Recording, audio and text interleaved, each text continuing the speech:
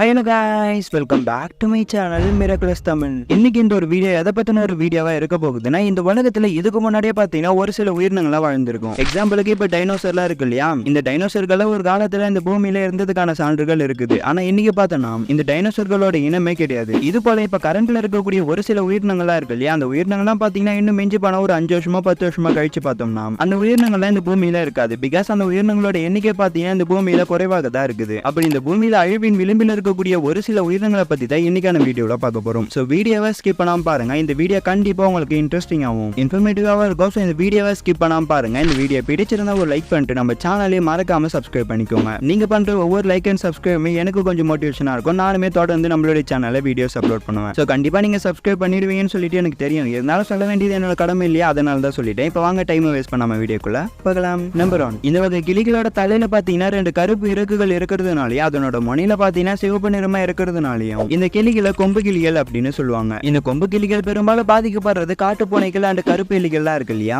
இதனாலேயே அதுக்கப்புறம் மனிதன் மரத்தை வெட்டுறதுனாலேயே இந்த பறவைகள் பல வகையா பாதிப்புக்கு உள்ளாகுதுன்னே சொல்லலாம். இதனாலே அழிந்து வரக்கூடிய பல பறவைகள்ல இந்த கொம்பு கிளிகள்லாம் இருக்குது. முக்கியமா இந்த கொம்பு கிளிகள் அழிஞ்சு வர்றதுக்கான காரணம் என்னன்னா, இறகுநோய் வைரஸ் தாக்குறதுனாலதான். இந்த வைரஸ் என்ன பண்ணுதுன்னா இந்த பறவைகளிடையே வேகமா பரவுது. இதனால பாத்தீங்கன்னா இந்த பறவை இனங்கள் வேகமா அழிஞ்சிட்டு வருதுன்னு சொல்றாங்க. நம்பர் 2, கானமயில். மயில்களோட வகையில ஒரு வித்தியாசமான மயில் தான் இந்த கானமயில். இந்த கானமயில்கள் 3 அடி உயரத்துக்கு வளரக்கூடிய தன்மை கொண்டதா இருக்குது. இந்த கானமயில்கள் பார்க்கும்போது கம்பீரமா இருக்கிறதுனாலே நம்ம இந்தியாவோட தேசிய பறவையா இந்த ஒரு பறவையை வைக்கலாம்னு சொல்லிட்டு பறவையாளரான சலீம் அலி அப்படின்ற ஒரு வாதாடினாரு. இவர் என்னதான் ஆர்கியூ பண்ணாலே இவரோட பேச்சு பாத்தீங்கன்னா அங்க ஈடுபடல. இந்த ஒரு பறவையை நம்மளுடைய தேசிய பறவையா வச்சிருந்தா எப்படி இருக்கும்னு சொல்லிட்டு மறக்காம கமெண்ட் பாக்ஸ்ல கமெண்ட் பண்ணுங்க. அண்ட் இந்த கானமயில் பறவைகளோட கால்களை பார்க்கும்போது நெருப்பு கோழியோட கால்கள் எப்படி இருக்கும் அதே போல தடினமாக தான் இருக்குமா. இந்த உலகத்துல பறக்கக்கூடிய பறவைகள்ல இந்த பறவை தான் வெயிட் அதிகமா இருக்கக்கூடிய பறவையா இருக்குது. ஏன்னா இதனோட வெயிட்டே பாத்தீங்கன்னா 15 கிலோ வரைக்கும் வளருமா. அண்ட் இந்த கானமயில் பறவைகள் அழிஞ்சிட்டு வரதுனாலே 2013ல பாத்தீங்கன்னா கானமயில் பாதுகாப்பு திட்டம்னு சொல்லிட்டு ஒரு திட்டமே கொண்டு வந்தாங்க. நம்பர் 3,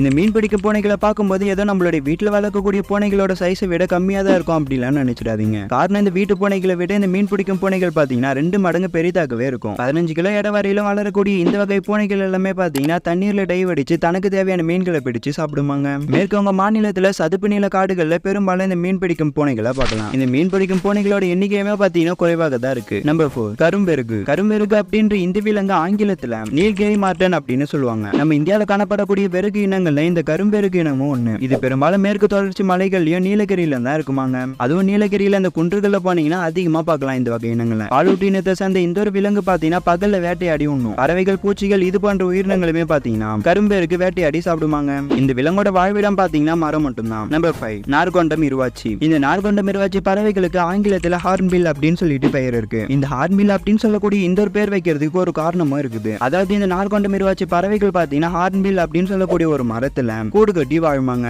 சோ இதனாலதான் இந்த ஒரு பறவைக்கு பாத்தீங்கன்னா ஹார்ன்பில் அப்படின்னு சொல்லிட்டு பெயர் வச்சுட்டாங்க. அண்ட் அதுக்கப்புறம் தமிழ்ல நார்கொண்டம் அப்படின்ற இந்த ஒரு பேர் இருக்கு இல்லையா, இது பாத்தீங்கன்னா ஆளில்லாத தீவாங்க.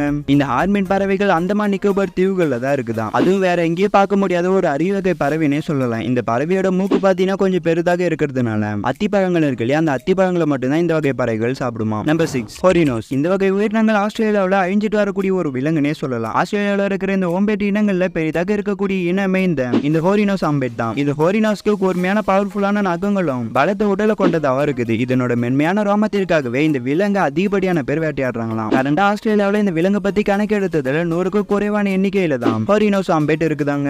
நம்பர் 7, சுமத்திரா புலிகள். பூனைகளோட இனங்கள்ல கம்பீரமாகவும் பார்க்கறதுக்கு பயப்படக்கூடிய வகையில் இருக்கக்கூடியதுதான் இந்த புலிகள். ஆனா இந்த சுமத்திரா என புலிகள் இன்னைக்கு அழியக்கூடிய நிலையில வந்து நிக்குது. இந்த சுமத்திரா புலிகள் அழியறதுக்கு முக்கியமான காரணமே மனிதர்கள் தான். ஏன்னா மனிதர்களாகிய நாம தான் இந்த வகை புலிகளை அதிகமா வேட்டையாடுறோமா. இதனாலதான் இந்த புலிகள் வேகமா அழிஞ்சிட்டு வருதுன்னு சொல்றாங்க. சுமத்திரா புலிகளோட மொத்த எண்ணிக்கையா 600 புலிகள் மட்டும்தான் இருக்குதான். இந்த புலிகளை பாதுகாக்கிறதுக்காகவே ஒரு சட்டம் கூட ஏற்றிருக்காங்க. இதுலயே இந்த 600 புலிகள் 100 புலிகள் பாத்தீங்கன்னா பாதுகாப்பு இல்லாத வட்டாரத்தில் தான் இருக்குதான். நம்பர் 8, பெரிய பாண்டாக்கள். இந்த பெரிய பாண்டாக்கள் தான் முக்கியமா அழிவின் விளிம்பில் இருக்கக்கூடிய விலங்குனே சொல்லுவேன். இந்த பெரிய வகை பாண்டாக்களை செங்கரடி பூனைகள் அப்படின்னு சொல்லுவாங்க. இன்னைக்கான நாள்ல இந்த பெரிய பாண்டாக்கள் சைனா, வியட்நாம் இது போன்ற நாடுகள்ல இருக்குது. இதனோட எண்ணிக்கைன்னு பாத்தீங்கன்னா 2000 மட்டும் தானா. சரி, இவ்வளவுதான் சிறைப்பிடிக்கப்பட்ட பாண்டாக்கள் இருக்குதே, சரி இதை வச்சு எப்படியாவது இதனோட எண்ணிக்கை அதிகப்படுத்தலாம் அப்படின்னு சொல்லிட்டு இதுக்குன்னே பாத்தீங்கன்னா இனப்பெருக்க செயல்முறை அண்ட் அதுக்கப்புறம் வேறு ஒரு சில வழிமுறைகளையும் பயன்படுத்தினாங்க. ஆனா இவங்க செயல்படுத்தின எந்த ஒரு செயல்முறையுமே கை கொடுக்கலன்னு தான் சொல்லி ஆகணும். நம்பர் 9, சுமத்திரா மனித குரங்குகள். ஏன்னா மனிதனோட வளர்ச்சினால பெரும்பாலும் வேகமா அழிஞ்சிட்டு வரக்கூடிய ஒரு உயிரினம். தோராயமா சொல்லணும்னா இந்த உலகத்திலே 7000 மனித குரங்குகள் மட்டும்தான் இருக்குதான். இதுல என்ன ஒரு சோகமான விஷயம்னா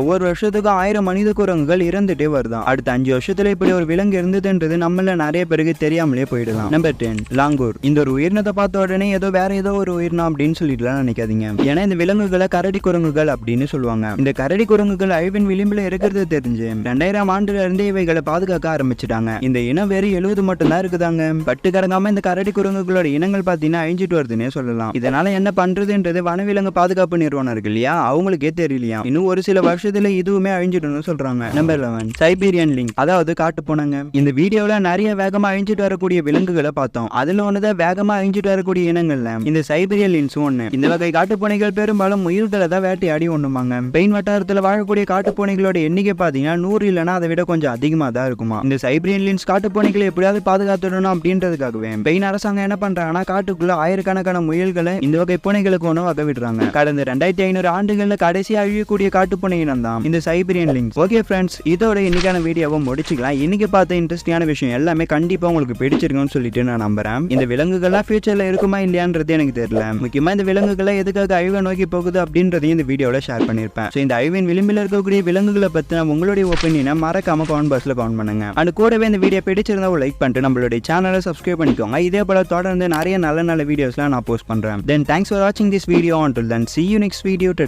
Bye bye.